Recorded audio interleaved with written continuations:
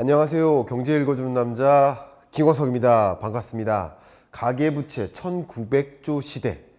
그러면 이거 어마어마한 규모 아닌가? 시한폭탄이 될 것인가? 염려도 되고 걱정도 됩니다. 실제 이 세계 경제의 위기는 매번 부채와 함께 찾아왔습니다. 우리 개인적으로도 생각해보면 파산이라든가 위기 상황에 처한다는 것은 결국 못 갚는 빚이 발생했을 때 그때 파산이라든가 위기 상황에 처하는 거 아니겠습니까? 기업도 마찬가지겠죠. 그럼 가계부채 1900조 시대라고 하는데 그러면 정말 이것이 우리 경제의 시한폭탄이 될 것인가 궁금함이 있습니다.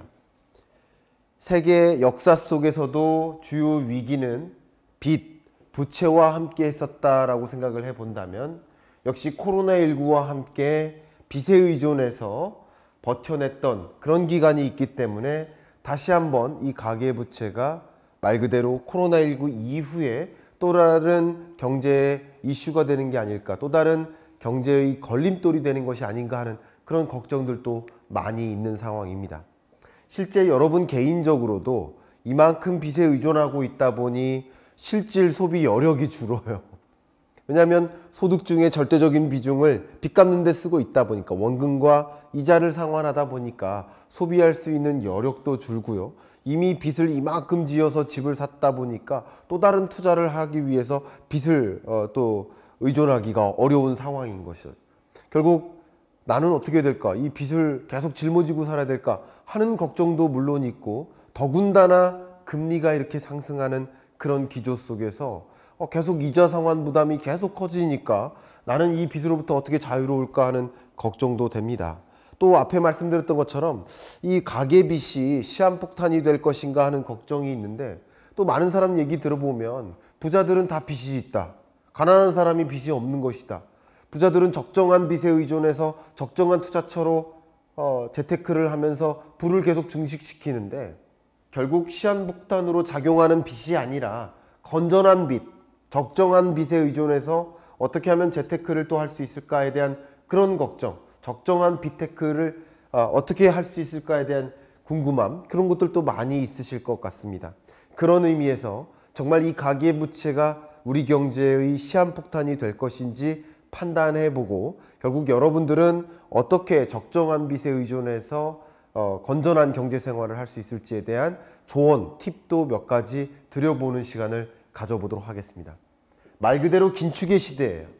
세계 경제는 선진국이든 신흥국이든 이제 고금리 시대가 온 겁니다. 너도 나도 금리를 인상해 나가는 그런 추세가 뚜렷하게 전개됩니다.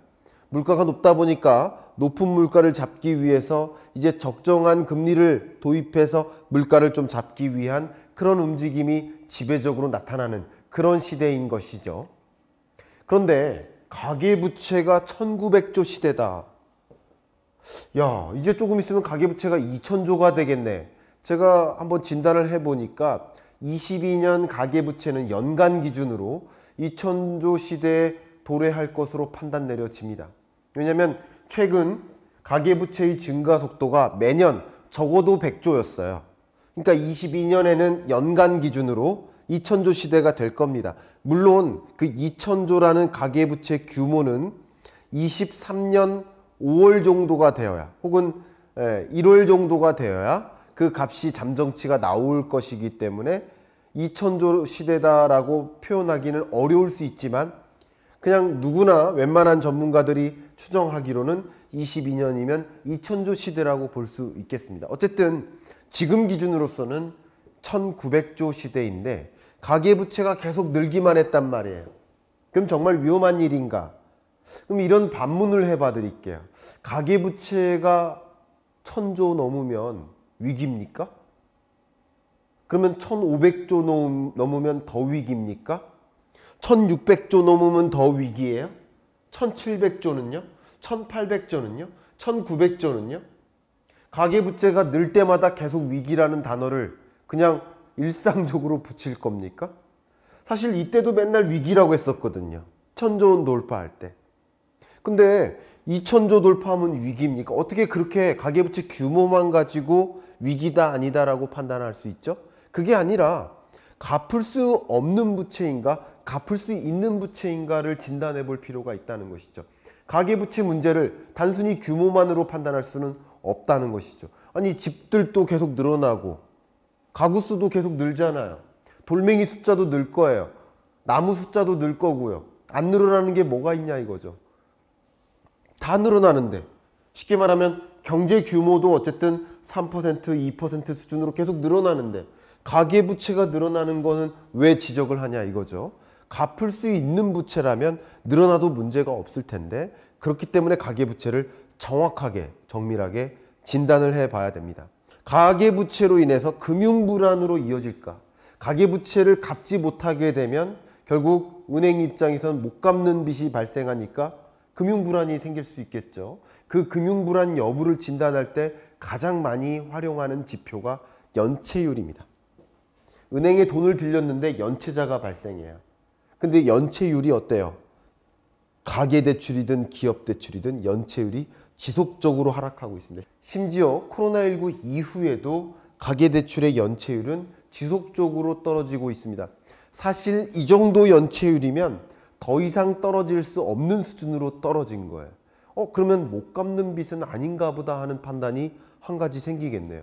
자, 근데 연체가 발생하고 그 이후 약 90일이 지나면 금융권에서는 이 정도, 약 3달이죠. 3달 정도까지 계속 빚을 안 갚고 있는 사람이 있다. 그러면 빚을 상환받지 못한, 변제하지 못하는 사람의 빚이겠구나. 그것을 이름하여 부실채권이라고 하는데, 전체 약 2천조 원에 해당하는 가계부채 규모에서 부실채권이 차지하는 그 비중, 그게 부실채권 비율이죠. 부실채권 비율이 하향 안정화되는데, 일부는 기업의 부실채권이고 일부는 가계의 부실채권인데 둘 다 하향 안정화되고 있죠. 특히 가계의 부실채권 비율은 이토록 떨어질 수가 없는 수준으로까지, 사실 역사상 가장 낮은 수준으로까지 부실채권 비율이 떨어지고 있다. 결과적으로는 못 갚는 빚이 아니라 갚아나가고 있는 빚이다.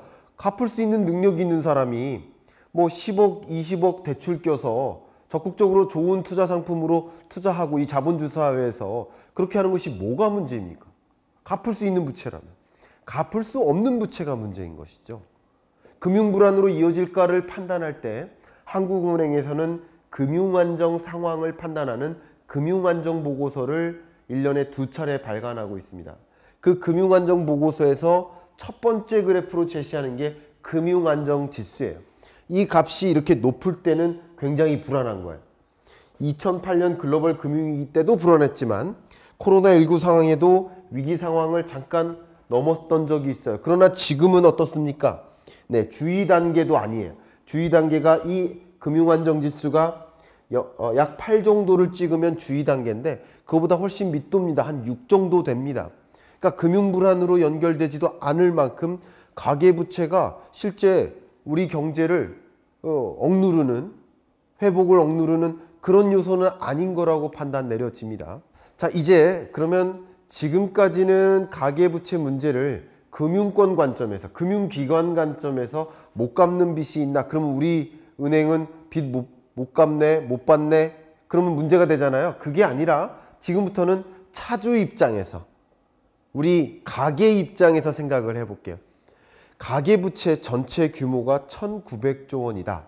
그럼 그 중에 못 갚는 빚은 얼마나 될까를 판단하는 중요한 잣대 중에 하나가 바로 취약차주 비중입니다. 이 취약차주의 정의는요, 첫 번째, 다중채무자여야 돼요. 다중채무자란 3건 이상의 채무를 짊어지고 있어야 돼요. 예를 들어서 주택담보대출도 있고 무슨 신용대출도 있고 뭐 카드대출도 있어요. 그러면 다중채무자죠. 3건 이상의 채무를 갖고 있다. 그러면 다중채무자입니다. 근데 다중채무자라고 무조건 취약차주라고 보진 않고요. 다중채무자이면서 신용등급이 낮은 저신용등급자이거나 혹은 다중채무자이면서 소득계층으로 봤을 때 저소득 등급이면 취약차주다라고 분리를 하고 있습니다. 자, 우리 신용등급상으로는 1등급부터 10등급까지 있는데 7에서 10등급까지를 저신용등급이라고 봅니다. 그리고 소득계층별로 보면 10분위까지 있는데 이 10분위 중에서 1, 2, 3분위가 저소득계층이에요. 결국 다중채무자이면서 저신용 등급이거나 다중채무자이면서 저소득계층이면 취약차주로 분류를 하는데, 전체 약 2천조 원 규모의 가계부채에서 취약차주가 짊어지는 그 대출 금액은 계속 떨어지고 있습니다. 지금은 5.1%예요. 또 차주 수 기준으로 볼게요. 전체 차주가 대략 1,000만 명이다. 그럼 그 1,000만 명 중에 취약차주는 몇만 명일까를 판단하는 것이 이 취약차주 수 기준인데, 역시 취약차주도 줄어들고 있다. 그러면 2천조 원이 문제가 아니라 2천조 원 중에서 대략 5%에 해당하는 대략 100조 원 정도가 문제인 것이다. 그러니까 2천조 원의 문제가 아닌 것이다 라고 생각을 해볼 수가 있겠네요. 그럼 여기서부터 또 한 단계 들어가 보겠습니다. 그러면 누가 주로 이 100조 원의 갚을 수 없는 부채, 가계부채 문제의 온상이 될까라는 것을 판단해 볼 필요가 있는데, 실제 가계부채 폭탄 터지지 않겠다라는 주장이 벌써부터 제기되고 있는 것이죠. 그 이유가 뭘까요? 가계부채 건전성을 진단하는 주된 지표가 이 두 가지가 있습니다. 이 두 가지 중에 첫 번째를 굉장히 중요하게 설명해 드릴게요. 이것을 바로 DSR이라고 해요. 여러분, 한 달 소득이, 가처분 소득이 예를 들어 1,000만 원이라고 해볼게요. 그럼 1,000만 원 중에 빚을 상환하느라고 200만 원을 쓰고 있습니다. 만약에. 그러면 원금 대략 150만 원, 그리고 이자 50만 원에서 200만 원을 빚 갚는 데 쓰고 있다. 그러면 이 가구의 채무상환 비율은 대략 20%죠. 그게 DSR입니다. 근데 채무상환 비율이 올라가면 올라갈수록 어떨까요?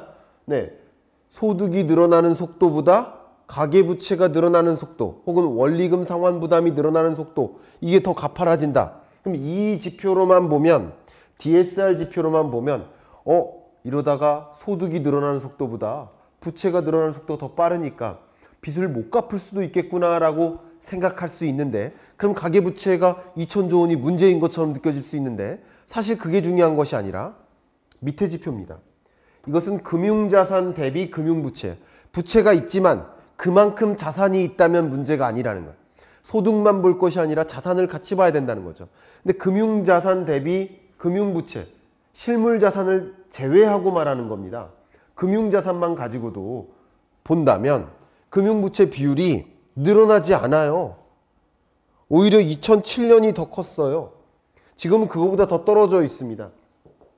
또 2020년 들어서 그 이후에는 계속 안정화되고 있어요. 이런 관점에서 보면 자산 규모가 계속 늘어나면서 부채 규모가 같이 늘어나는 것이기 때문에 이게 가계부채의 문제라고 볼 수는 없다는 것이죠. 자, 그럼 가계부채 문제의 진정한 본질은 뭡니까? 앞에 말씀드렸던 DSR, 내가 가처분 소득이 1,000만 원인데 그 중에 빚 갚는데 200만 원을 쓴다. 원금과 이자 상환액이죠. 그래서 분모에는 가처분 소득, 분자에는 원금, 이자, 상환액 이렇게 두시면 됩니다. 근데 이 값이 DSR, 채무상환 비율이라고 하는데요.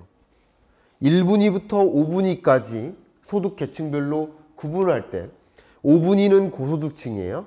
1분위는 저소득층입니다. 근데 이 채무상환 비율이 통상적으로 금융권에서 40%를 넘어서면 고위험군으로 판단을 합니다. 근데 그 고위험군에 있는 계층이 누굽니까? 저소득층이에요. 앞에 말씀드렸던 것처럼 5분위 고소득층은 2억, 3억짜리 빚을 집니다. 그럼 다 갚을 수 있는 부채예요. 1분위 계층은 투자형 부채가 아니에요. 생계형 부채예요. 지금 당장 고용이 불안정하고 자영업자가 폐업을 하고 소득이 없어요. 일단 빚으로 메꿔야 돼요. 이런 계층이 바로 1분위인데, 1분위는 쉽게 말해서 100만 원 벌어서 60만 원을 원금과 이자 상환하는 데 쓰고 있다 라는 뜻이고, 5분위는 쉽게 말해서 1,000만 원 중에 대략 한 200만 원을 원금과 이자를 상환하는 데 쓰고 있다, 이렇게 해석할 수 있어요. 결국 가계부채 규모 2,000조에 해당하는 그 규모의 문제가 아니라 소득 계층별로 봤을 때 저소득층 혹은 취약계층의 부채 상환 문제가 정말 가계부채 문제의 본질이구나, 이렇게 이해하시면 도움이 되겠습니다. 소득 분위별로도 판단하듯이 또 한 가지는 종사상 지위별로 판단해 볼게요. 소득 계층별로 채무상환 비율을 판단했듯이 똑같은 방식으로 종사상 지위별로 역시 채무상환 비율 DSR을 판단해 보겠습니다. 판단해 보시면 자영업자의 채무상환 비율이 거의 압도적으로 높죠. 특히 이 자영업자 중에서 앞에 말씀드렸던 저소득 자영업자라면 훨씬 높겠죠. 거의 40%에 육박합니다. 이런 것을 가지고 분석을 해 본다면 이제 요점이 잡히죠. 저소득 자영업자, 영세 자영업자들이 빚에 많이 의존을 하고 있고, 또 소득이 불안정한 과정에서 이 생계형 대출에 의존하고 빚을 갚는데 많이 쓰고 있구나, 이렇게 해석이 되겠죠. 결국 2,000조의 문제가 아니라 100조의 문제구나. 이들 자영업자들의 가계 부채 상환 문제가 굉장히 절실하겠구나 라는 것을 파악해야 된다는 것이고, 이 본질을 잘못 파악하면 엉뚱한 정책이 나온다는 거죠. 가계부채 규모의 문제겠구나, 가계부채의 증가 속도를 잡아야 되겠구나. 그러면 다양한 금융규제를 도입해서 애꿎은 다른 아무 문제 없는 사람들도 나 이제 집 옮기는 과정에서 분양받았는데 대출에 의존해야 되는데 갑자기 대출 규제 때문에 분양도 못 받고, 나 이제 전셋집 옮겨야 되는데 대출을 받아야만 하는데 대출을 못 받아서 전셋집도 못 옮기고 엄청난 혼란을 줄 수 있단 말이죠. 금융규제가 아니라 타겟이 명확한 타겟티드 팔러시, 뭐가 도대체 문제의 본질인지를 판단하고 그 문제의 본질을 해결하는 데 정책이 집중을 해야 되는데, 그냥 이런 본질을 파악하지 않은 채 2,000조가 문제구나, 그럼 가계부채 규모를 줄여야 되겠구나, 증가속도를 둔화시켜야 되겠구나, 이런 판단하에 엉뚱한 정책이 나오는 거 아니겠습니까? 정책도 바로 써야 되겠다라는 말씀을 강조하겠습니다. 자, 이제 여러분께 좀 팁을 드려볼게요. 기준금리 인상이 언제까지입니까? 대략 23년 중반 혹은 하반기까지예요. 그럼 그 기간만큼은 지금 절실히 빚에 의존을 해야 된다면 지금으로서는 고정금리로 선택하는 것이 맞겠고요. 가급적이면 23년 중반까지는 고금리 시대로 가는 그런 과정 동안에는 빚에 의존하지 않는 방식이 차라리 더 좋겠다. 왜냐하면 빚을 지어서 투자한들 금리가 예를 들어서 5%면 적어도 5% 수익을 봐도 그때 0인 거예요. 기회비용인 거예요. 그래서 5%라는 금리에 의존해서 수익을 5% 본들 수익률은 0이 된다는 것을 이해하고, 고금리 시대에는 적어도 5% 이상의 수익률이 있어야 그때부터 0 이상이다라고 생각을 한다면 빚에 의존해서 투자하는 것은 적절한 방법이 아니겠구나. 적어도 금리가 상승하는 그런 기조, 그런 시점에는 그러하겠구나라는 것을 말씀드리고요. 특히 그래도 나는 빚을 의존해야겠다, 생계형 대출이다라고 한다면 변동금리가 아니라 고정금리에 의존하는 것이 맞겠다라고 말씀을 드립니다. 다만 23년 중반이나 하반기쯤에는 그때부터는 이제 금리의 고점을 찍었구나, 이제 나는 변동금리를 선택해서, 변동금리가 시작하는 금리가 더 낮잖아요, 그죠? 그래서 그 시작하는 금리를 낮게 하고 앞으로 금리는 조정될 일만 남았겠구나 라고 생각을 한다면, 그렇게 판단한다면 그렇죠, 변동금리를 의존하는 게 맞겠죠. 그래서 그때 한번 갈아타는 방법, 이것도 적절할 수도 있겠구나 라고 말씀을 드리고요.